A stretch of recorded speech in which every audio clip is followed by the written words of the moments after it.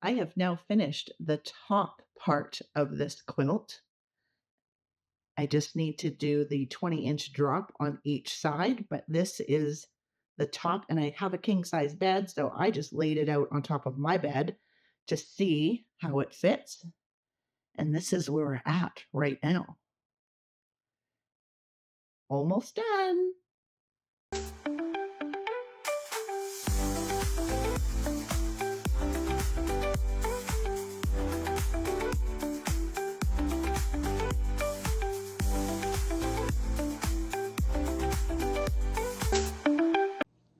So I am at a sew day with some of my quilty friends, and I brought this tie quilt to finish up.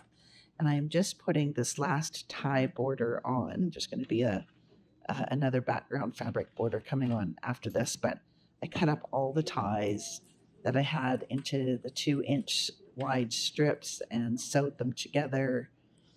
And then I'm sewing it along, and I'm like, oh man, I hope I have enough to go around all four sides. And look, I literally have just enough. That is a win for me. I feel so lucky. I feel like I won big on this.